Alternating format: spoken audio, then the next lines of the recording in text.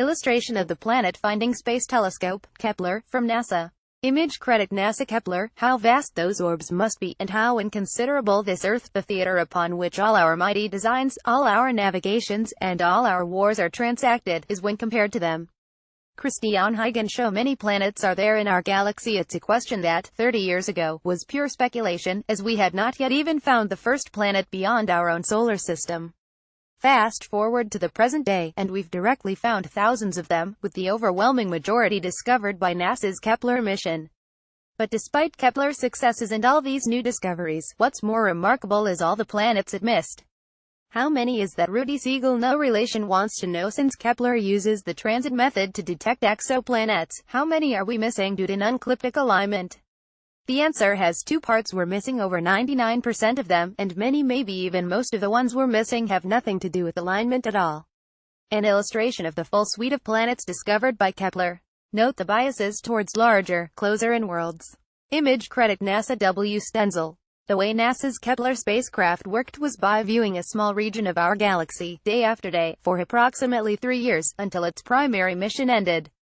By looking right down the barrel of one of our spiral arms, even with its narrow field-of view, it monitored some 150,000 stars, looking for tiny, periodic changes in brightness. In particularly, if the star dimmed by a small amount for a short period of time, brightened back to its original luminosity again, and then exhibited the same magnitude and duration dip again, that would get flagged as a candidate planet.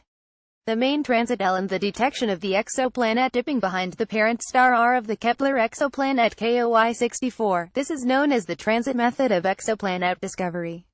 Solar systems can exist in any orientation relative to us, but every once in a while, we'll find one where its planets orbit their star in such a way that they pass in front of the star relative to our line of sight. There are other phenomena besides the planet that can cause a single dip, including a passing asteroid or Kuiper belt object within our own solar system, a rogue planet in the depths of interstellar space, a binary star where one eclipses the other, or an internal variability in the star itself, such as a large, cool sunspot. In 2006, Mercury transited across the Sun, but the large sunspot visible on the Sun's disk actually reduced its light output by a greater factor. Image credit Williams College, Glenn Schneider, J. Pasakov, and Saranjit Tilakawardane. But if that dip of the same magnitude repeats, particularly if there are multiple repeats, it becomes an excellent candidate for follow-up observation with another method. About half of the planetary candidates Kepler has identified have thus far turned out to be actual planets, with thousands of them so far. Out of 150,000 stars in Kepler's field-of view, that's not very many. As Rudy's intuition told him, alignment has an awful lot to do with it. Kepler's field-of view contains approximately 150,000 stars, but transits have only been observed for a few thousand. In theory, nearly all of these stars should have planets. Image credit painting by John Lamberg, Kepler mission diagram added by NASA. Stars may be quite large entities, with even the smallest ones more than 100,000 kilometers in diameter, but distances to the planets are tremendous, measuring anywhere from millions to many billions of kilometers in terms of their semi-major axis. In our own solar system, the closest planet to the Sun is Mercury, and it frequently transits in front of the Sun. But that's only because all the planets in our solar system are approximately in the same plane. If we were outside of the solar system, we'd very likely be in a random orientation relative to our own ecliptic plane, and only from a small percentage of directions would we be able to see a transit of Mercury at all.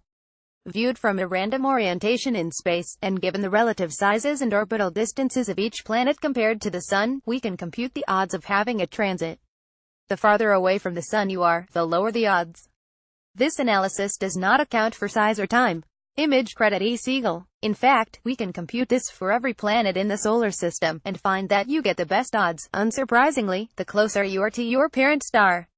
Even Mercury has less than 1% odds of having its plane line up with an observer, but by time you get as far away as Jupiter, your odds are only 1 in 2,000. Clearly, the overwhelming majority of planets are missed by Kepler, and the transit orientation is a big factor in this. But there are other factors as well that may be even more important. Kepler was designed to look for planetary transits, where a large planet orbiting a star could block a tiny fraction of its light, reducing its brightness by up to 1%. The smaller a world is relative to its parent star, the more transits you need to build up a robust signal. Image credit Matt of the Zooniverse Planet Hunters team. Size plays a huge role as well. which is to say, the relative size of the transiting planet to its parent star. If a world blocks covers 1% of its parent star's surface during a transit, Kepler can see it easily. If it only blocks 0.1%, it would take 10 orbits to come up with a signal as significant as the prior case. 100% of Mercury-sized planets are too small to be seen around Sun-like stars. So are all Mars-sized planets, for that matter. It's the biggest planets around the smallest stars that are the easiest to see, and this lines up with exactly what Kepler has found. The numbers of planets discovered by Kepler sorted by their size distribution, as of May 2016, when the largest haul of new exoplanets was released. Super-Earth mini-Neptune worlds are by far the most common, with only a tiny fraction of worlds smaller than Earth. Image credit NASA Ames W. Stenzel. Finally, there's the issue of time. Kepler's mission only lasted for 3 years, so it can only detect multiple transits from a planet that orbits in significantly less time than that. All of the gas giants in our solar system, despite their size, would be completely invisible to Kepler if we put all of these together. We find that there are a few major ingredients that need to come together for Kepler to detect a transiting planet. The planetary system's orientation alignment must be good enough that the world in question transits across the face of its star from our perspective. The planet must be large enough relative to the size of the star that enough light is blocked for a given number of transits for a detection to be made. And the planet must be close enough to its parent star to have transited at least twice during the observing period. While Kepler has found Earth-size planets, the vast majority of the ones discovered are larger than Earth and closer than Earth to their parent star, which might simply be because those are the easiest ones to find. Image credit NASA Ames W. Stenzel Princeton University T. Morton. It's very tempting to look at the number of planets we've seen so far and extrapolate as to how many other planets ought to be present for all the stars in the galaxy, but we simply don't have enough data. We've measured a whole slew of worlds, and based on the distance-orbital period relationship, we can safely say there must be at least 1,000 times as many planets per star as we've found so far. But for the outer portions of the solar systems, we don't yet have enough data to know. Using current methods, we'd have to investigate for hundreds of years to know what was typical. But there is another hope.